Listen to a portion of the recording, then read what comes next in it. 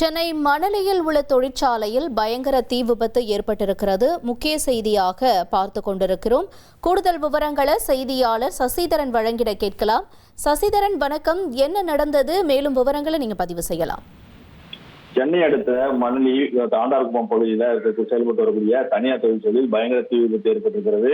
இதனால் அப்பகுதி முழுவதும் கரும்புகை சூழ்ந்து இருளான காட்சிகள் தான் நம்மால் காண முடிகிறது. அதிக அளவிலான கரும்புகை சூழ்ந்துள்ளதால் இப்பகுதியில் பொதுமக்கள் சாலை நடந்து செல்வதற்கு மிகுந்த அச்சத்தில் உள்ளார்கள். மூச்சு திணறல் ஏற்பட்டு பெரும் சிரமத்திற்கு ஆளாகி இருக்கிறார்கள்.